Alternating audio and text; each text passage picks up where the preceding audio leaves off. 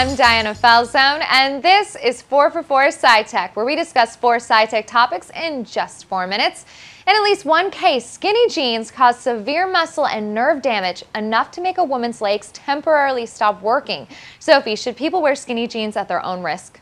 The issue is a young woman was squatting and lifting things while wearing skinny jeans, and she was doing this for prolonged periods. So later in the day, she started feeling her feet go numb and her legs stopped working. She tripped and fell and couldn't get up for a few hours. So eventually she was taken to the hospital, and they cut the jeans off her because they were so tight. And it turns out her muscles had swelled, but they couldn't swell outwards because of the jeans, so they had compressed her nerves, which caused the issue. And a few days later, luckily, she was fine and she walked out of the hospital. But the moral is, you know, don't go for a workout while you're wearing skinny jeans. She was helping her friend move, right? Yeah, just the standard stuff like, number one, I don't own any skinny jeans. You may be surprised to hear. But especially two, like, you. Oh, yeah. But is anyone really surprised by this? Like, if your muscles are going to be constricted that much, like, you know, you're going to end up having issues. Like, I'm surprised that we haven't heard more about this, quite frankly. Katie. This is a freak incident. I'm sorry for what happened to her, but I wear skinny jeans all the time, and I've never lost my circulation. I also don't wear them to the gym or all right, guys, lifting. I'm sorry, but at some point, if your legs are tingling, don't you think I should take off my pants?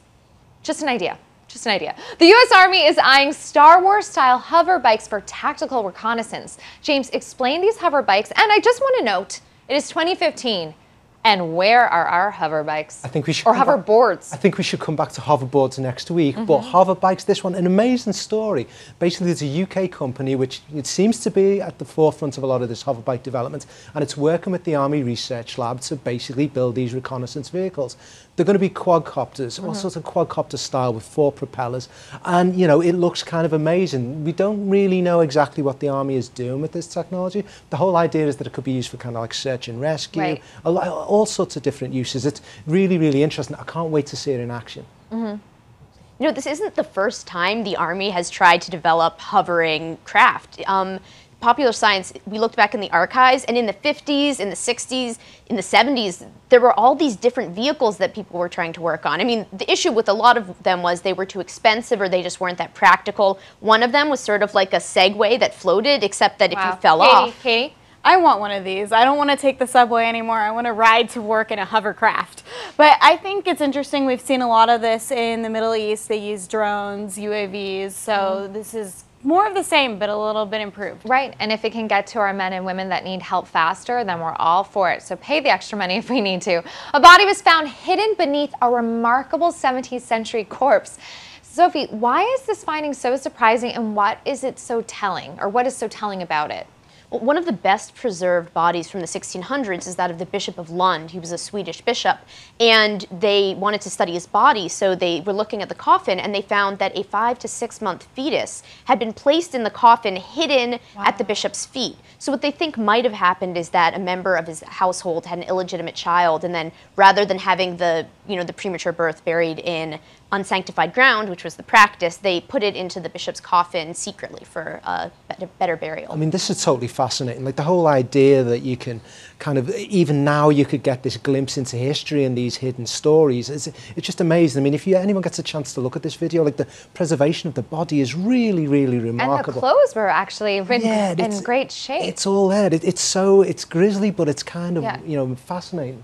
Yeah, when I looked at the photo, I thought it was someone that was buried last week. It was amazing how preserved everything was. I hope that this leads to some interesting scientific and historical research. And I am interested to learn how that child was connected. And they're going to be doing the DNA test next week, so we might have an update on that too. Taylor Swift takes on Apple over streaming royalties and wins. Katie, should she just shake it off? Yeah, I think this was a fun one. Taylor had a little fun on Twitter, and then Eddie Q at Apple got back to her right away and gave in. I think it's Spotify's move now. They have to say, hey, we give in to you, Taylor, because Taylor has a lot of fans, and they don't want them moving to Apple Music. I'm just kind of intrigued at how this went down. You know, she puts this post out there, it goes after Apple, and then immediately Apple is like, okay, we're gonna shift things around. It has a lot of impact for a lot of up-and-coming musicians, this, so kind of kudos to Taylor Swift for fighting their corner. But I also wonder, would Apple have kind of caved in like this during the Steve Jobs era? Maybe they would, maybe they wouldn't. I mean, who knows? But it's a very different kind of Apple that we've got at the moment that's making different kind of moves. Right. You know, I actually was reading that letter and I was struck by how polite Taylor was to Apple. I mean, makes a lot of sense. She wouldn't want there to be bad blood. You were waiting to do that. You were waiting to do that. No, but in some ways, people are calling her also a little bit of a hypocrite because a lot of her music is on YouTube, and that's a free streaming service, and they don't necessarily pay their artists, so that's where there's the hypocrisy. All right, guys, now you know what we think. Tell us what you think on Twitter with the hashtag 444 SciTech, and we will see you there.